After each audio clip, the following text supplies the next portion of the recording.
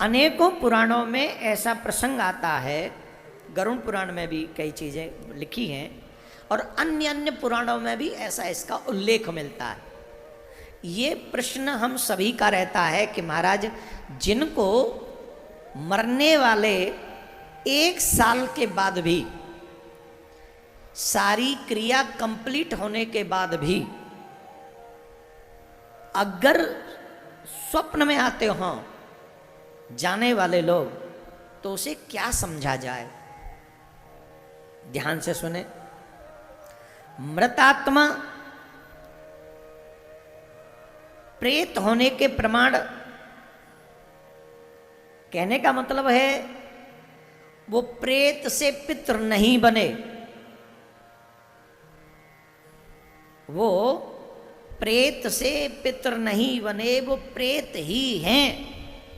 कौन? जो स्वप्न में आते हैं। जो आगे की सीढ़ी थी, उस सीढ़ी को जहां उन्हें पहुंचना था वो वहां नहीं पहुंचे।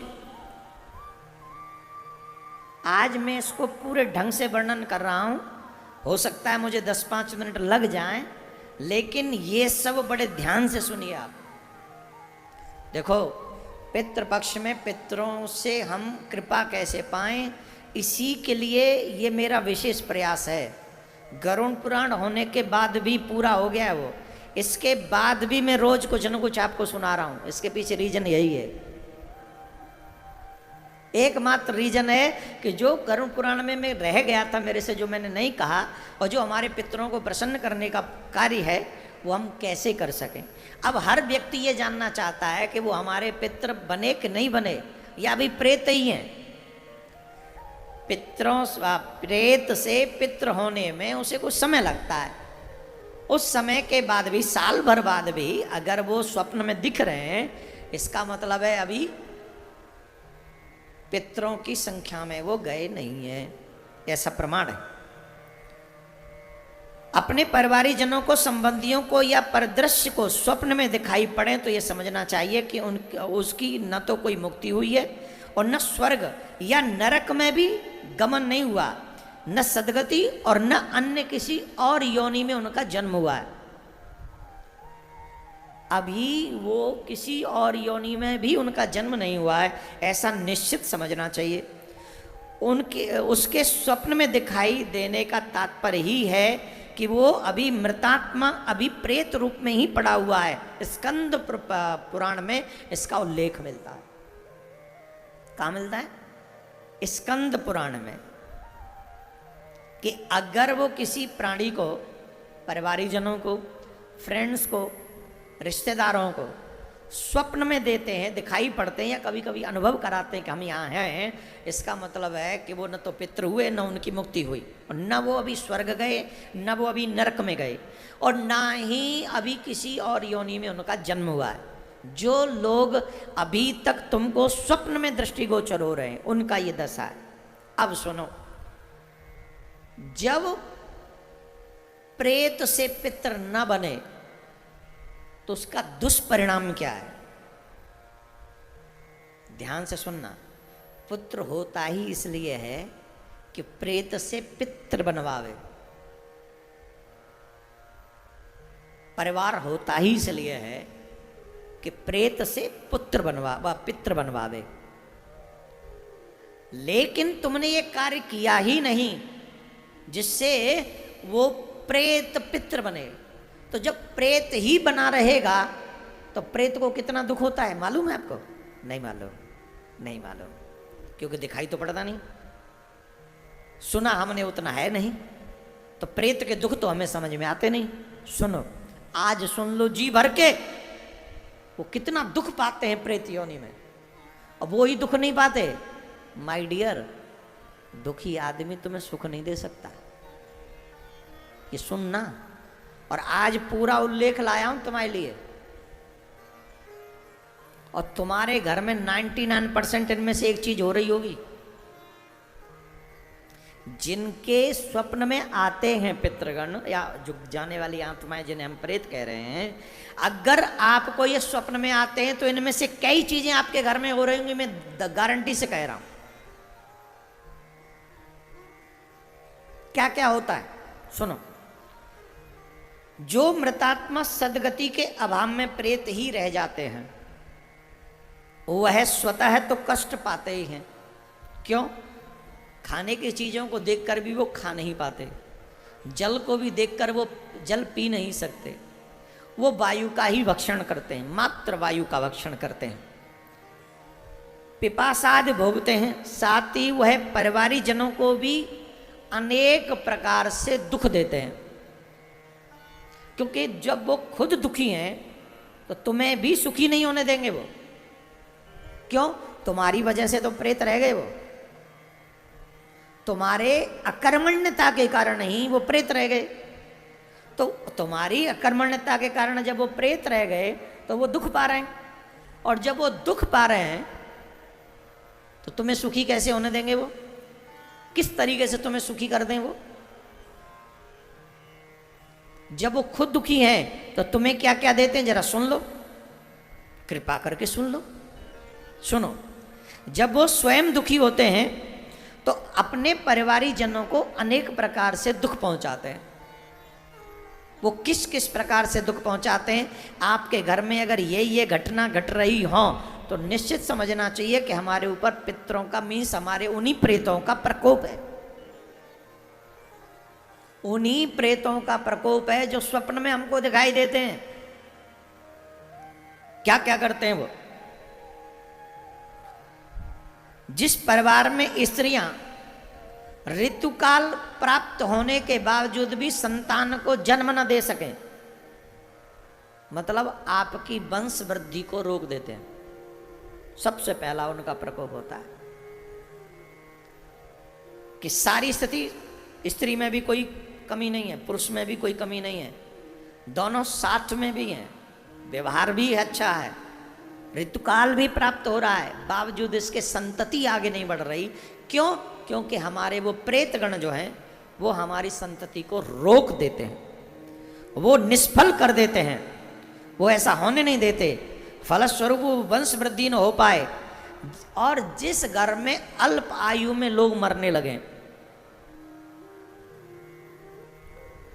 इन्हीं दिनों में, कोरोना की बात नहीं कर रहे हैं हम, बिना कोरोना के ही अकारण ही जवान जवान लोग मृत्यु के घाट पे उतर गए, अकारण है, चाहे वो एक्सीडेंट से, चाहे वो खुद के किसी क्रोध की वजह से, या कोई रीजन नहीं था, फिर भी अकारण ही जवान मृत्यु।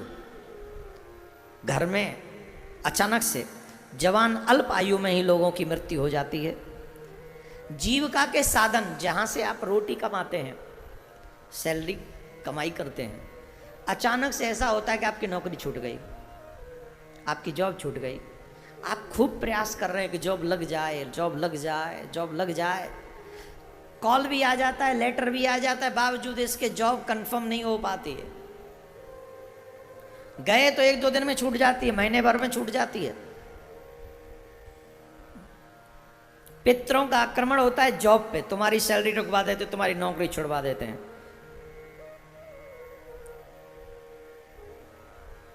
एक और बात, पारिवारिक सदस्यों की समाज में प्रतिष्ठा, सम्मान खो जाता है। जिनसे पितृ रुष्ट हों, समाज में उनकी प्रतिष्ठा, सम्मान जो है वो हनन कर लेते हैं, उसका सम्मान नहीं बढ़ने देते। अच्छा है, अच्छा काम कर रहा है, बावजूद उसके उसको सम्मान नहीं मिल रहा है। एक और बात, पितृरुष्ट हों तो जो तुमने नहीं भी किया हो ऐसा आरोप तुम पे मढ़वा देते हैं। उस परिवार के सदस्यों के ऊपर ऐसा आरोप मढ़वा देते हैं जिससे वो कलंकित हो जाए, वो परिवार कलंकित हो जाता है, कलंक लग जाता है। अब ये छोटी बात नहीं है, जवानों की मृत्यु, आजीविका का छूटना, वंश की वृद्धि न होना, झूठा आरोप लगाना। और इतना ही नहीं है महाराज, इससे भी आगे हैं, उन्हें बड़े बड़े रोग लगने लग जाते हैं। घर में लोग, जीव जो है जितने भी परिवारी जन हैं वो रोगी रहने लगते हैं। जिनके पितृ जिनसे रुष्ट हों, उस परिवार में छोटे छोटे बच्चे भी बीमार पड़ने लगते हैं। जवान जवान लोगों को बड़े बड़े रोग लगने लग जाते हैं। ऐसा होता है। और ऐसा भी होता है कि आपने धन कमाया, पहले से कमाया हुआ धन है, तो वो धन या तो बुरी जगह पे लग जाएगा। जैसे आपने कोई प्रॉपर्टी खरीदी, एकदम से वो रजिस्ट्री 2 नंबर की निकल गई, पैसा भी गया, जगह भी गई। ऐसे खत्म करा देते हैं पैसे को, ऐसा वो नष्ट करवा देते हैं। और दूसरे कई लोग ऐसे भी होते हैं कि ब्याज पे पैसा दे देते हैं, लो जी 1 करोड़ रुपए ब्याज पे ले जाओ। पितृरुष्ट हैं, ब्याज के चक्कर में वो 1 करोड़ लौटेगा ही नहीं। और ऐसे केस तो हमारे पास बहुत आए महाराज। कोरोना काल में कई कई करोड़ रुपए लोगों ने न तो ब्याज दी न पैसा दिया। और ऐसे लोग क्यों? क्योंकि आपके पितृ रुष्ट हैं, आपको नहीं मिलेगा, वो मिलने नहीं देंगे। और दुर्भाग्य तो यह है 10-5 लाख रुपए से अपने पितरों को प्रसन्न नहीं कर सकते, पर 10-20 करोड़ का वो नुकसान वैसे उठा लेते हैं। अरे अगर तुम अपने पितरों का ही तुम भला कर लो तो अपना भी भला हो जाता और पितरों का भी भला हो जाता है।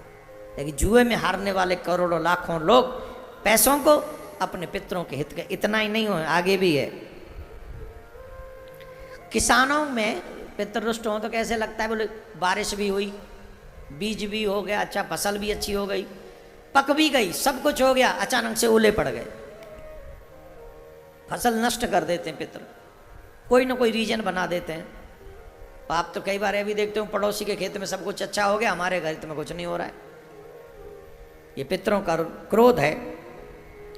और एक बात, घर में सभी परिवारी जन आपस में एक दूसरे से लड़ते रहते हैं, एक दूसरे की शकल देखना नहीं चाहते।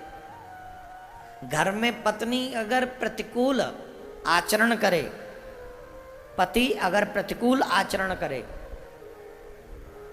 मतलब पति पत्नी में भी एक दूसरे में न बनती हो, तो समझो कि हमारे पितृ लोग हमसे रुष्ट हैं। पितृ प्रेत, ऐसे लोगों को चाहिए कि मानना चाहिए कि हमारा परिवार जो है वो प्रेत पीड़ा से ग्रस्त है। प्रेत पीड़ा कतिपय अन्य लक्षण गरुड़ पुराण में भी इसका वर्णन किया गया है। इतने सारे लक्षणों से, अकेले स्वप्न से ही नहीं, इन चीज़ों से आप ये पता लगा सकते हैं कि आपके घर में प्रेत पीड़ा है। मीन्स आपके घर में जो व्यक्ति गए हैं वो आपको चैन से नहीं बैठने दे रहे हैं। उसके पीछे रीजन वो नहीं है, उसके पीछे रीजन हम हैं। हम क्या रीजन है? बोले हमारी ही वजह से उनको प्रेत से पितृ बनने में सहायता नहीं मिली। अब आप कहेंगे महाराज इसका उपाय तो बताओ। अच्छा, जो जो गुण इसमें बताएं, बताओ किस किस के साथ ऐसा है, जवाब दो। है ना? घर में नहीं बनती, लड़ाई होती है, लक्ष्मी नहीं टिकती, वंश नहीं बढ़ता, या जवानों की मौत हो रही है, घर में बीमारी बहुत बढ़ रही है, पैसा कमाने के लिए जाते हैं, रहा सहा भी नष्ट हो। कौन किस किस के साथ ऐसा हो रहा है? स्वप्न में आते हैं कि नहीं आते हैं? पूरी बात से दो ही कि नहीं हुई जो मैंने बोली आपसे। इसका मतलब एक बात तो बिलीव कर लो, जो पुराणों में लिखा है वो 100% सत्य है, उसमें कहीं मिलावट नहीं। भाई ये तो आपके जीवन में घटित हो गया। अभी मैंने तो शुरू में तो आपसे पूछा था कि स्वप्न में दिखाई पड़ते हैं कि नहीं, आपने कहा हाँ। आपने समझा, ऐसा समझो जैसे सारे पितर एक बार आशीर्वाद दे गए स्वप्न में, तो सबने कह दिया हाँ आते हैं। अब जब ये घटना बताई तो आप कह रहे अरे क्यों आते हैं फिर ये, लेकिन उनके साथ ये घटना भी तो घट रही है आपके जीवन में। इसका मतलब आपका परिवार प्रेत पीड़ा से त्रस्त है।